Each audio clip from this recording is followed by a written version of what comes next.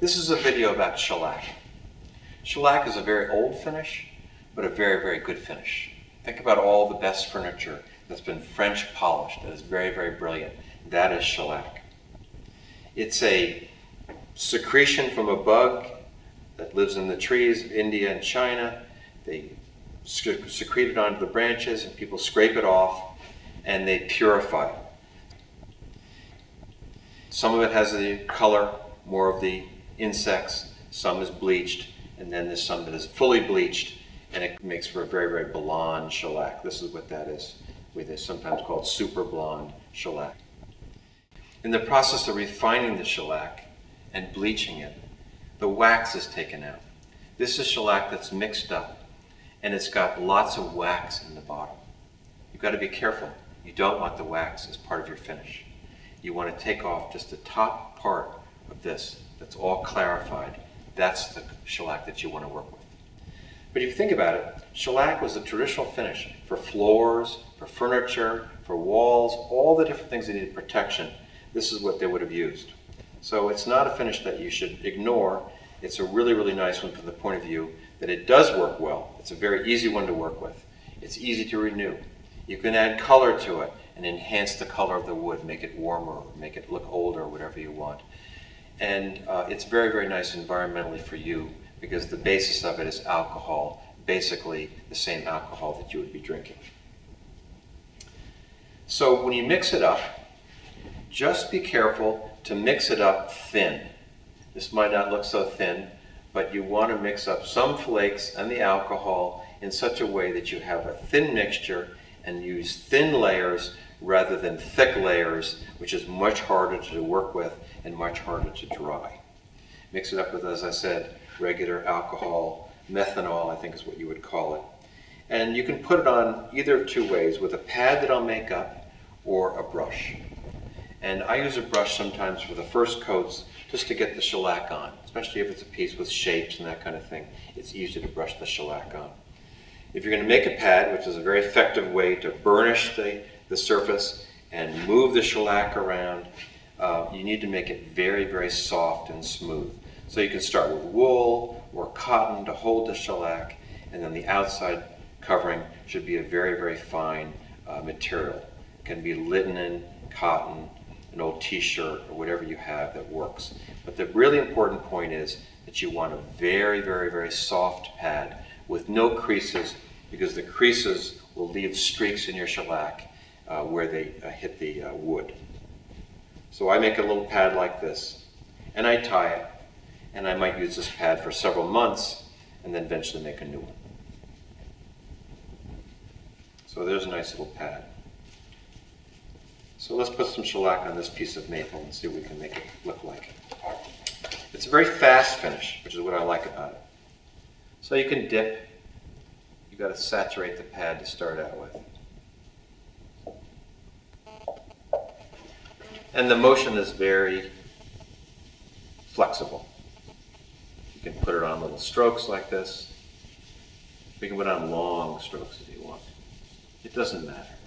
The idea is you're putting on thin layers, and you can put one on right after the other. By the time I get to that end, this is dry.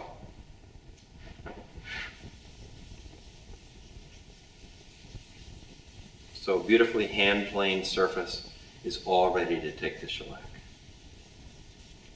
If you have a grainy wood, like walnut or mahogany, you might want to sprinkle on some very, very fine pumice powder and work that in to fill the grain along with the shellac. But you can also use the shellac itself to build up on the wood and fill the grain. So this is drying very, very, very quickly. It's a very, very small tack to it because it's sort of not as dry and hot a day as it could be, but it's drying up very, very well. And I can put on maybe 5 coats like this. It's quite thin. And already I've gotten a little bit of color happening, and you can see the grain is getting more brilliant. Now, let's try this other shellac. And I'll show you what happens if you start adding color to your shellac. You can add different colors to your shellac. It's alcohol based, so you need aniline dyes. And the idea of this is is that you can make this look much older. You can actually add color in thin layers to make it have a different kind of appearance. Not turning it into a different wood, but have it look older. So maybe we do 4 or 5 coats on this end. You can see how we can call glazing on layers of color.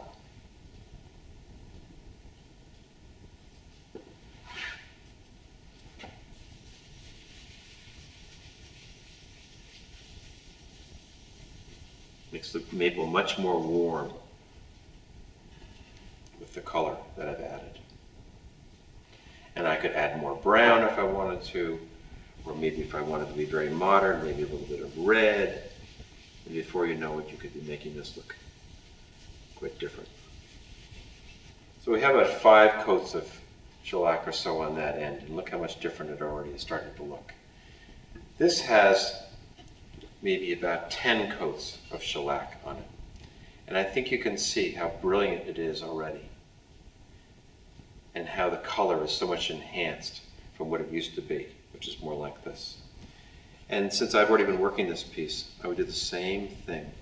Just put on layers of shellac, one after the other, working it into the surface.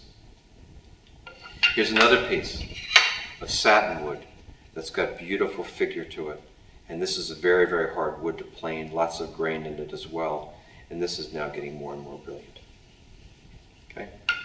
And now this piece is dry as well. Let's put on a couple more coats and we can stop.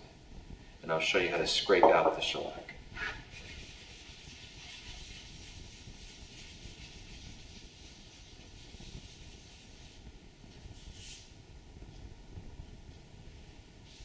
Like I said, you can do coats like this if you want to. The idea is you're rubbing it out. And one layer of shellac softens and bonds with the layer below. So this is also very useful. If you want to seal the surface and then try different finishes on it, that maybe you want to try some color or stain or whatever it is that you might want to try, you can do that. And then if it doesn't work, you can take it off and go right back to your sealing coat of shellac.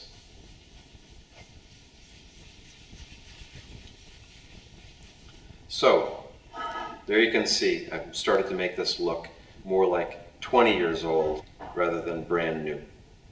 And this pad I could put in a jar and keep it for quite a long time, as I said. Now, I've already put some finish on this box. I put on many layers of finish on this box. And one alternative is I could use very, very fine sandpaper, or I could use fine steel wool. But instead I use a scraper. And I did a video about scrapers when I talked about just keeping this as a very square edge. I take it on my stone, my 2000 grit stone, and hone these 2 edges. There's no burr whatsoever. And I use this as a tool to level up my finishes. Now you can't feel this, but I would tell you that this surface had little teeny bits of dust stuck in it, maybe little pieces of undissolved shellac, other things that floated in and stuck to the surface. And there are some of the shellac I'm taking off. And now this is back to a beautifully polished surface. And the next step now would be to go back and put on more layers of shellac and bring it to a brilliance.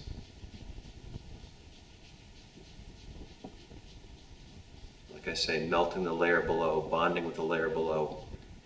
Besides using a scraper for all the flat surfaces, I use very, very fine steel wool for any of the curved areas, such as along this molding or along this curved edge of the top.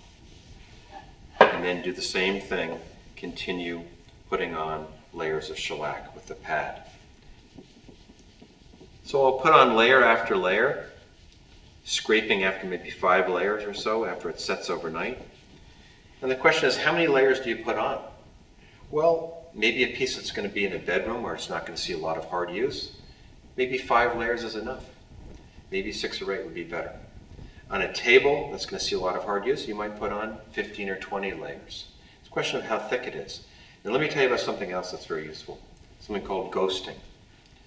When you're finished shellacking, you don't want to go scraping for that last layer because it does create streaks that you can't take out.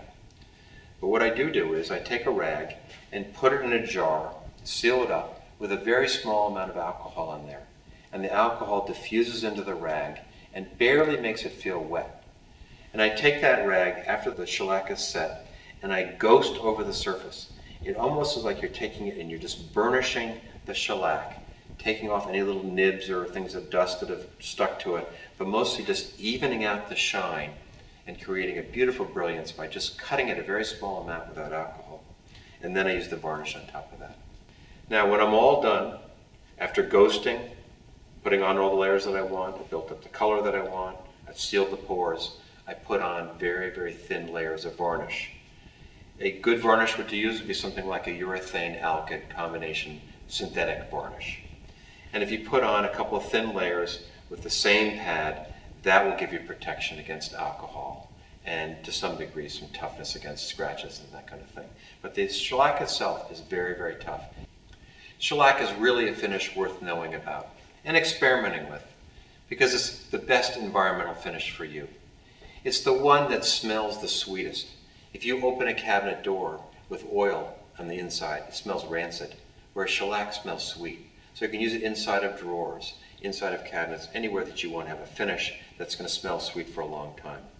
It's a quick finish, it builds quickly, and it's durable. And in general, I would say it's a finish worth knowing about from all those reasons.